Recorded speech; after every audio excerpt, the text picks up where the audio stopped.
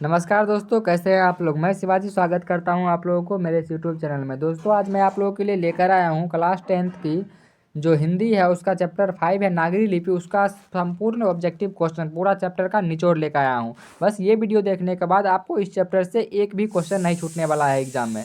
बस आप इसको लास्ट तक ज़रूर देखिए, बढ़िया से देखिए लास्ट तक।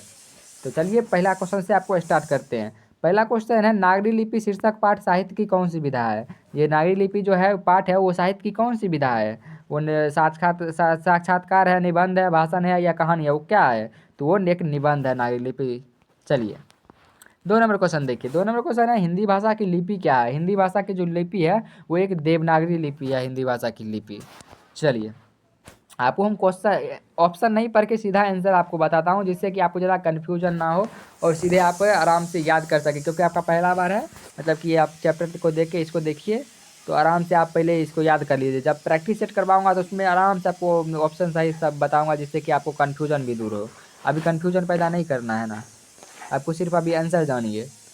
दोहा कोश किसकी रचना है। दोहा कोश जो है वो किसकी रचना है, वो सरहद पाद की रचना है। अगर आप चाहे तो इसको कॉपी में नोट डाउन करते जाइए, वो और भी अच्छा रहेगा। और नहीं तो आप एक बार देख लीजिए और कभी एक बार देख लीजिएगा, आपको याद ही हो जाएगा। नागरी लिपि के लेखक है। नागरी लिपि के लेखक कौन है। गुणाकर मूले जी हैं नागरी लिपि के लेखक। चलिए निबंध के लेखक है। निबंध के लेखक कौन है। निबंध के जो लेखक है वो भी गुणाकर मूले हैं। चलिए तमिल, मलयालम, तेलुगु, कन्नड़ भाषाएं हैं। तमिल ये दक्षिण भारत की है। सभी सभी तमिलनाडु का तमिल होता है, मलयालम, तेलुगु ये सब दक्षिण भाषा की है भाषाएं। दक्षिण मतलब भारत की भाषा है। चलिए दक्षिण भारत की नागरी लिपि का क्या कहलाती है। दक्षिण भारत की नागरी लिपि है वो नंदी नागरी कहलाती है। चलिए 8 नंबर देखिए। 10वीं से 11वीं सदी में किस रचना ने भारत यूरोप के बीच व्यापार संबंध के बारे में बताया है। वो बताया शाहनामा। शाहनामा। चलिए 9 नंबर, इससे मोस्ट इंपॉर्टेंट क्वेश्चन बनता है। क्वेश्चन हार्ड रहता है लेकिन बनेगा बहुत ही ज़्यादा बनता है। 12वीं सदी के केरल के शासकों के सिक्कों पर वीर के केरलस से जैसे शब्द लिपि में अंकित है। मतलब ये 12वीं सदी के केरल के शासकों के सिक्कों पर वीर केरलस शब्द डैश लिपि से अंकित हैं, वो देवनागरी लिपि के अंकित हैं। चलिए 10 नंबर क्वेश्चन देखिए। ईसा की 14वीं से 15वीं सदी के विजयनगर के शासकों ने अपने लेखों की लिपि को कहा गया है। वो नंदी नागरी लिपि जो कहे हैं, मतलब ईसा के 14वीं से 15वीं सदी के विजयनगर के जो शासक थे वो लेखक को लिपि को देवनागरी लिपि कहा गया है। हम तो कहेंगे कि इसको आप लिखते जाइए, क्योंकि इसमें बहुत ही हार्ड मतलब है आपको, मतलब याद करने में हार्ड कुछ नहीं है। हम लोग के जैसे आप अगर पढ़ लीजिएगा 1-2 बार तो हार्ड कुछ भी नहीं है। लेकिन अगर याद रखना चाहते हैं तो आप आराम से इस चैप्टर को मैं मतलब सलाह दूंगा आपको, एक भाई के नाते सलाह दूंगा कि आप ये लिख लीजिए कॉपी में, सबको वीडियो को पॉज कर करके। चलिए 11 नंबर क्वेश्चन देखिए। हिंदी लिखी जाती है। हिंदी लिखी जाती है वो देवनागरी लिपि में लिखी जाती है हिंदी। चलिए 12 नंबर क्वेश्चन देखिए। हिंदी के आदि कवि कौन है। हिंदी के आदि कवि जो हैं वो सरहद पाद हैं। चलिए सरहद। 13 नंबर देखिए। नागरी लिपि शीर्षक निबंध के निबंधकार हैं। नागरी लिपि शीर्षक के निबंधकार हैं गुणाकर मूले जी। चलिए 14 नंबर देखिए। सरहपाद की कति है। सरहपाद की कति है वो दोहा कोश है।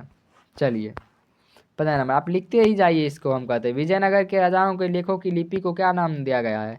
विजयनगर की राजाओं को लेखों की लिपि को जो है हम नंदी नागरी लिपि कहते हैं। चलिए 16 नंबर देखिए। मात्र 4 क्वेश्चन इससे और बचा हुआ है। उत्तर भारत से नागरी लिपि के लेख कब से मिलने लगे। उत्तर भारत से नागरी लिपि के लेख जो है वो 8वीं सदी से मिलने लगे हैं। चलिए 17 नंबर देखिए।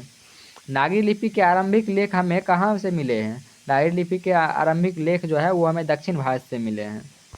चलिए 18 नंबर देखिए। बेतमा दान पत्र किस समय का है। बेतमा दान पत्र जो है वो 1020 ईस्वी के हैं। चलिए 19 नंबर देखिए। नागरी लिपि किस विधा की रचना है। नागरी लिपि जो है वो निबंध की रचना है। चलिए 20 नंबर। नागरी लिपि पाठ किस पाठ में रचित है। नागरी लिपि पाठ जो है वो देवनागरी पाठ में रचित है, मतलब देवनागरी लिपि में रचित है। तो चलिए ये रहा आज का 20 मोस्ट इंपॉर्टेंट क्वेश्चन जो इस चैप्टर से बन सकता था। बस आज का इस चैप्टर को हमको उतना मतलब हम कह रहे हैं कि इसको लिख लीजिए आप, तभी आपको याद रहेगा, क्योंकि इसमें सदी उदी वाला आपको याद रहने वाला नहीं है। हम पहले ही जानते, क्योंकि हम लोगों को भी जब पढ़ते थे तो बहुत ही कठिन होता था। लेकिन आपको याद रखना है, क्योंकि मोस्ट इंपॉर्टेंट चैप्टर है ये भी, इससे बहुत ही ज़्यादा एग्जाम में क्वेश्चन बनते हैं। तो आप ये वीडियो को लाइक कर दीजिए, क्योंकि यहाँ लाइक करते हैं तभी तो हम लोग को मोटिवेशन बनता है। तो बस आप वीडियो को लाइक करके चैनल को सब्सक्राइब कर दीजिए, क्योंकि आपको लास्ट में हम ऐसा मतलब प्रैक्टिस सेट लाने वाला हूँ कि मतलब आपको प्रैक्टिस सेट कर लिए और अभी से जुड़े रहे ना तो 470 से 80 मार्क्स आप आराम से ले लीजिएगा। इसलिए चैनल को सब्सक्राइब करके रख लीजिए। चलिए, थैंक यू, जय हिंद, जय भारत।